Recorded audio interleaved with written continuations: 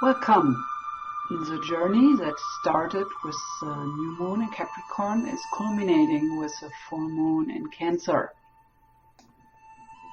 My intention is not only to give you a good forecast, what to expect in the coming months with these Cancer qualities, but you're also in the right place if you have any planets in Cancer, and I will teach you how to use those energies to the highest possibilities.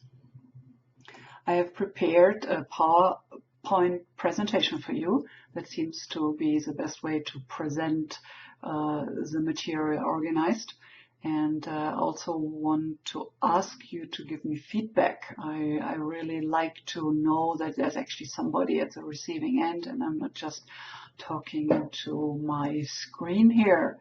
So I hope to hear back from you and enjoy the presentation. Welcome over here for my full moon in Cancer presentation and Cancer astrology in general. So we will be talking about the full moon in Cancer, which is happening January 15th or 16th, depending where you are on the planet. And then in depth what that means. So we will have to discuss the Cancer archetype and personality. But then I really want to encourage you to hang in there till the end, because this is where I get to the practical suggestions and ideas how you can really take advantage of the Cancer energies and use it in your personal life. Here a little information about me. My name is Shakti Nevrim. I'm what we call an evolutionary astrologer. So I use the astrological perspective to look at the karmic connection to not only who you are as lifetimes and with your potentials and challenges, but also why you are that person. So this is a very meaningful soul perspective, and it has added a lot of depth to my own perception of astrology. I have been doing astrology for 35 years now, and I'm a published author with the book Jewelry and Gems for Self-Discovery. And I have done all kinds of overlapping things between how you can stabilize energies in your natal chart with gemstones, because I used to be a jeweler. So I hope you will enjoy what I have to present today. So this full moon in Cancer will be happening January 15th or 16th, 8:52 p.m. Pacific Standard Time, which is happening at 26 degrees Cancer. You might ask yourself, why lunar astrology? Why bothering with it at all? And my answer always is the moon is so visible for our naked eye, and the phases of waxing and waning. So there's a connection to that planetary body out there. And by being aware in which sign it is, we kind of sharpen our, I call it emotional intelligence. So basically it's really our emotional awareness. And when we're aware of something, we can use it in a specific way. As an astrologer, when I do a birth chart reading, I'm always very interested to discuss where the moon is in the chart, because the moon is symbolizing your heart, your soul. It is also your emotional filter to the world. It is your driving need and tells me what you need in order to feel safe. And all of that kind of comes together as making sure that you can experience joy and happiness. So you can tell the moon is a really strong part of the whole puzzle. What happens with the full moon? Astrologically, we answer that question that we say the sun and the moon are in opposition with each other, 180 degrees apart. And because of that position, the sun can shine fully onto the moon. So the moon reflects back the light of consciousness. So the full moon is not really an entity like Jupiter or Saturn or Venus on its own, because it's so fast. So it's just describing a specific phase in the cycle. So the full moon, we could say, is the pinnacle of the cycle of emotional maturation that started with the new moon, but we can really see here the interaction and dependency of moon and sun. And the interesting thing is, from the earthly perspective, both planets are kind of the same size. So this is why we are able to have eclipses. So there's a dance between the sun representing the highest gravity and consciousness in our solar system, and the moon reflecting the energies of that consciousness. For me, the full moon means a time of emotional fullness and overflowing receptivity for emotional impact from outside into our inner system. So ultimately that means it's a time to become more self-conscious and self-aware and self-realized.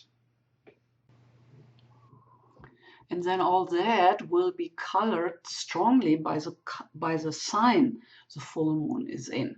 So these are the emotional images and feelings, and that's the content which will be brought fully or more fully into our awareness. So this month it's symbolized by Cancer, this little crab-like figure, and we will see what that means. All the signs are describing mysteries of archetypes. So today we're going to discuss the mysteries of Cancer, which go specifically deep, you could say, because it's a sign of water, the sign of the ocean, of what is deep, deep down in our unconsciousness. So the Cancer archetype is described by the crab.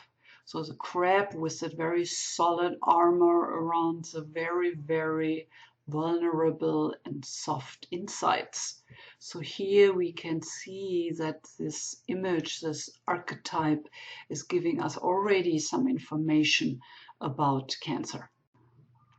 Because of that, the Cancer personality, as one of the water signs, is orienting us towards sensitivity and generally an inward orientation.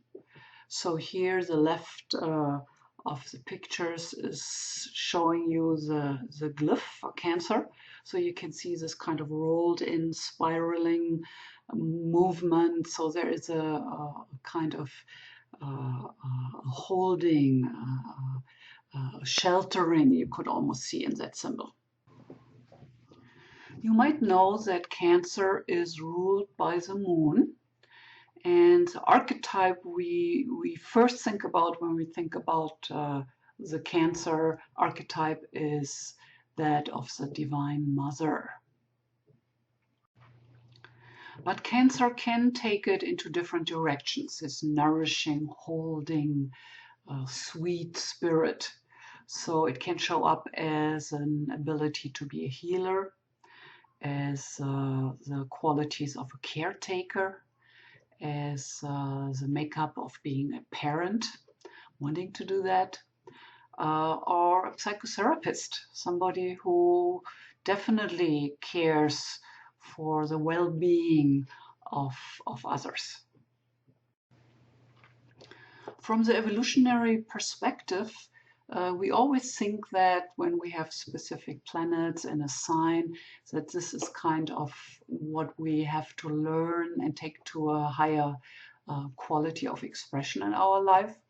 So for the Cancer personality, that means it's all about learning about life, but through heightened sensitivity and being emotionally in attunement with the surrounding environment and other people. So one way to do that is learning about life as a Cancer is through experiences of deeply bonded connections you might have in your family, with your friends, with your pets. Especially pets play a strong role here because pets don't have the personality to push our buttons like family and friends can do. So pets have the tendency to really open our heart towards that dimension of unconditional love. And this is really something special they offer us. And for cancers, that's one way to tap into that big, loving heart of theirs. So for the Cancer personality, no matter if you have the sun there, the moon, other planets or ascendant, it's all about that this part symbolized by the planet is there to create roots and emotional safety. So this is something which is important for your evolutionary journey in this lifetime. So evolutionary speaking, for cancers, cancer planets, whatever inner part is representing cancer in you, it is needed for you to come to a place of healing, to learn to trust, to learn to bond, to learn to relax. Other cancer aspects are, because they are very connected to that inner depths, that inner world, they are usually very creative, like this natural overflowing of ideas of how to do things. And also there is a sense for the cancer to be at the end of those emotional tides. So there's often, so there can be a fast succession of up and down and up and down. So yeah, so maybe one solution is not to take it so personal, just more like letting it move through you. Then another aspect of the Cancer personality is that life-giving and preserving orientation. So if you have a lot in Cancer, you probably have an inner tendency to want to give life, want to experience, to be a real mother. Or if it not runs into that direction, then it shows up in caring for others in maybe a professional way, like any kind of healing, psychotherapy, caretaker, being socially engaged. So that's kind of the direction this goes. And of course, each sign has a shadow. So the Cancer shadow here goes in 3 directions. One is what we would call the smothering mother, or hiding behind caregiving. I mean, it's much easier to be the strong one and always take care for everybody else than being needy and deficient in some ways ourselves. So another way this can go, the Cancer shadow, is to become the doormat for others, because with this wiring for taking care and nourishing, we can end up in a situation where we are taken for granted or even abused. And often we might end up in a situation that we feel sucked dry, that we are overworked in that capacity. And another shadow aspect is the one who's being invisible, hiding behind the caregiving. And what's underlying that often is fear. So it's just a way of fearful withdrawal from the world. So instead of really starting with what we ourselves need in order to feel happy and balanced and experience predominantly joy in our life, we focus outwards and trying to take care for others, to at least have some value attached to that. And then, of course, we all know the drama queen, the crybaby, and that's a direction the Cancer shadow can take as well. So now I like to focus on the higher evolutionary goal for Cancer, which is in general to learn about kindness to oneself and to others, but really with the emphasis to heal oneself first. And out of that compassion, out of that healing process, then we truly have something to give to others. So if you have any planets in Cancer, this is what the higher wisdom perspective can tell you. Now I want to get to the practical applications, how you can ride the wave with Cancer energies, especially if you have any transits activating Cancer planets, or now like with the full moon in Cancer, which applies to all of us.